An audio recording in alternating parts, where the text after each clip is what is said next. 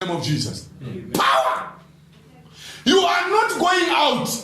So you can imagine by the time they tell the demon you are free to go, that demon will never come back again. Those boys, you will have drought.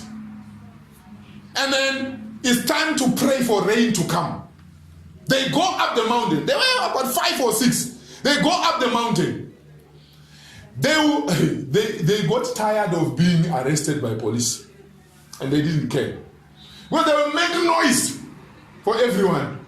People will report them to the police. The police will go and round them up and tell them, you boys, well, they were arrogant. They were untutored, uncultured, and mentored, but they had power. They will go up the mountain, they climb on top of trees and say, Jehovah, we have come closer to you now. Send rain. Jehovah, we have come closer to you. Rain will fall. Rain will fall. It may not fall the whole country, but that area, they were men of results, but lack of holiness. I don't want to be like that. Praise the name of Jesus. Hallelujah. But we can learn something from them. It's just that the arrogance stopped them from getting mentorship. Nobody can mentor you. I remember one of them. We were at a youth convention. That's where I learned, it's good to have mentors. Because my mentor had told me, don't get close to them. At first I thought my mentor is being jealous. He doesn't want me to become powerful more than him. Because you see, when I go with this guy, I become dangerous. One day we were at a provincial youth gathering. I was one of the preachers who were chosen. A few who were thought to be powerful and influential.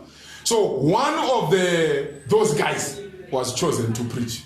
Now my mentor had told me, when you are preaching 5 minutes, use what? 4 minutes. Don't waste people's time. And you must sit somewhere in front so that you don't waste time coming from the back. Guess what?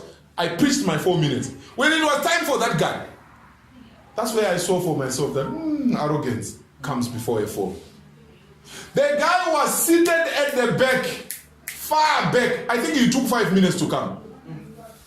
He was coming slowly, because now all these small boys, Bowl Betty and so on, they are done. It's for him now to come and do the real deal.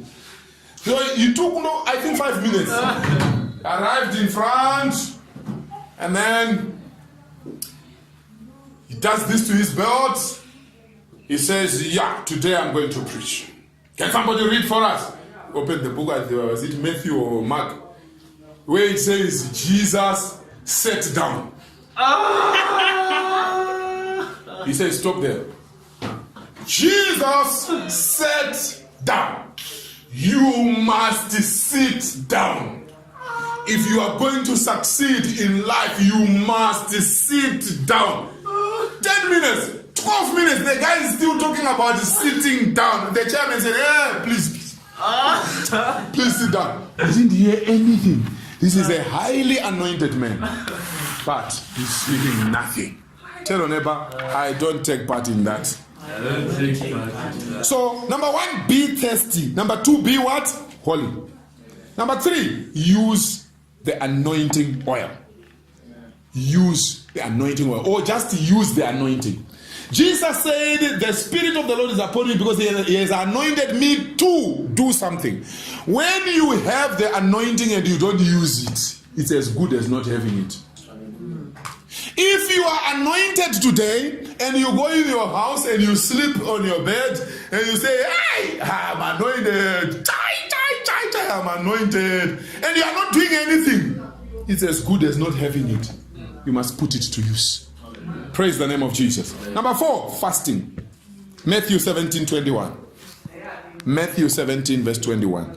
Fasting. Hallelujah. This kind goeth not except by prayer and fasting. There are some things that are not going to happen until you do what? You fast. Hallelujah. Now as we go towards the end, let's talk about the anointing oil itself. Hallelujah. The anointing oil. 1 Samuel chapter 10 verse 1. What is anointing oil? It is the power of God in a bottle. The anointing oil is the power of God in a bottle. 1 Samuel chapter 10 and verse 1. Who is there? 1 Samuel 10 verse 1. Then Samuel took a flask of oil and poured it on his head and kissed him and said, Has not the Lord anointed you to be prince over his people? And you shall reign over the people of the Lord, and you will save them from the hand of their surrounding enemies. And this shall be the sign that the Lord... So he took a horn of oil to anoint him. Hallelujah. So he was anointed to be captain over the people, to become a leader. Leadership without anointing is a problem. Praise the Lord. You need the anointing. You need the anointing of the Holy Spirit. 1 Samuel chapter 6 verse 1 and verse 13. 6 verse 1 and 13. The ark of the Lord was in the country of the Philistines 7 months. 1 Samuel chapter 6 verse 1 and verse 13. Yes, the ark of the Lord was in the country of the Philistines 7 months. Verse 1. Verse 13. Now the people of Beth Shemesh were reaping their wheat harvest in the valley. And I like the way you are reading. You are not confident with the verses. You seem to have identified that there's something wrong with the verses, right? Praise the Lord. Hallelujah. Amen. Our God is an excellent God. Let's go to Mark chapter 6 verse 13. Mark 6 verse 13. Can somebody read, please? And they cast out many demons and anointed with oil many who were sick and healed them. They did what? They cast out many demons and anointed with oil many who were sick and healed them. Hello, who were that? The disciples of Jesus. So there's somewhere where the Bible says Jesus gave them power. How do you give power? It means he gave them the anointing oil, because when they were there now in Mark chapter 6 verse 18, we hear that they anointed the people and the people got healed. So anointing oil can actually heal the sick. You need to believe it. Praise the Lord. If the disciples of Jesus did it, are we not disciples of Jesus? Hallelujah. We have so many testimonies of people that were healed via the anointing oil. And James chapter 5 verse 14. James 5 verse 14. Somebody there? James chapter 5 verse 14. Is anyone among you sick? Let him call for the elders of the church and let them pray over him, anointing him with oil in the name of the Lord. Yes, you are not feeling well. You need the leaders of the church to anoint you with oil. Praise the Lord. Now, why? Why necessarily the leaders of the church? Does it mean because of this verse it means I can't anoint myself and get healed? If I believe, I can pray for myself as well. If it's refusing, then I call somebody who has a higher anointing. Praise the Lord. That one which we were trying to open earlier, Brother Peace, is 1 Samuel chapter 16. But I wrote chapter 6. Yeah, chapter 16, verse 1 and verse 13. The Lord said to Samuel, how long will you grieve over Saul, since I have rejected him from being king over Israel? Fill your horn with oil and go. I will send you to Jesse the Bethlehemite. Verse 13. Then Samuel took the horn of oil and anointed him in the midst of his brothers. And the Spirit of the Lord rushed upon David from that day forward. Did you hear that? Amen. The anointing came upon David, and immediately the Holy Ghost came upon him. So it means when you anoint something, the Holy Spirit is at work immediately. Praise the name of Jesus. Amen. Our God is an excellent God. Amen. Hallelujah. Amen. So for you to rule on earth, you need what? The anointing. Now, the anointing you need to rule in your household, is it the same as to rule in your village? What about ruling in your country? What about ruling the earth? So you need higher levels of anointing, bit by bit. But some people, do you know their anointing is actually going down? The one that they use, haven't you heard most people, they say, hey, what you didn't? You should have met me. You should have met me a long time ago. I was powerful. What happened now? The anointing has gone stale. Now they are just talking about the past. May God help us so that we won't be so proud of the past and not proud of the present. Hallelujah. Tell your neighbor, I need fresh oil. I need fresh oil. I need fresh oil. I need fresh And I'm getting it today. and I'm getting it today. Psalm 92 verse 10. Psalm 92 verse 10. Verse 12 and verse 13. Guess somebody's blessed. Psalm 92 verse 10. But you have exalted my horn like that of the wild ox. You have poured over me fresh oil. You have poured over me what? Fresh oil. Psalm 92 verse 10. And verse 12 and 13. The righteous flourish like the palm tree. Do you hear that? Fresh oil has been poured on this person. Now he is flourishing like a palm oil. And then? And grow like a cedar in Lebanon. And grow like a cedar in Lebanon. A big tree. So you want to flourish even in your workplace. You need the anointing. I tell people my secret. One of my secrets, I anoint myself every day without fail.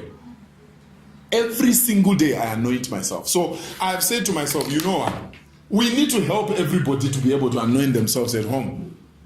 So I said, everybody bring your own olive oil so that we pray for it. And it was not happening. That's why we say, let the church buy the olive oil. And we have it. Can I have it, please?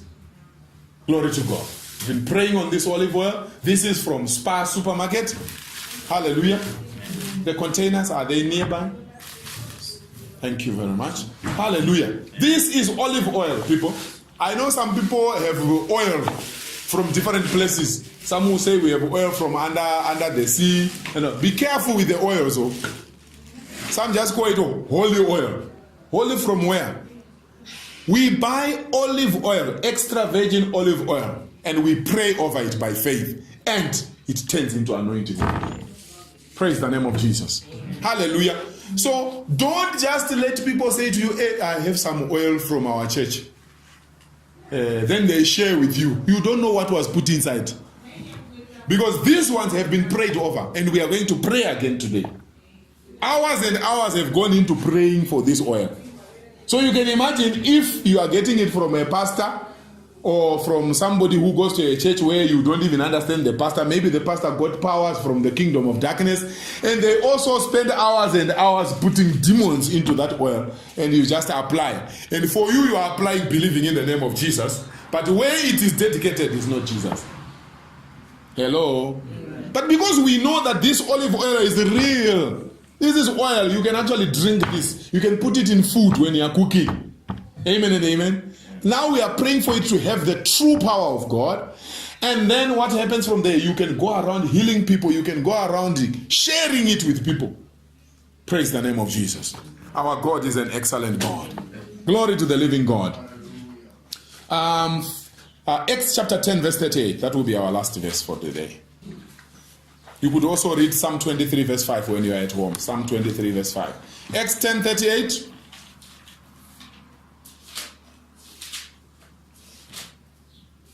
Acts chapter 10 verse 38.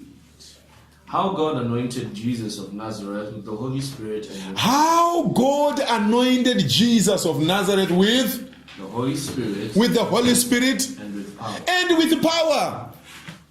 What did he do when he received this? He went about doing good He went about doing good and healing all who were oppressed. and healing all that were oppressed of the devil. How many of you want to heal the sick? How many of you want to set free those that are bruised by the devil? Then you need the anointing. And you need fresh oil. Amen? Hallelujah.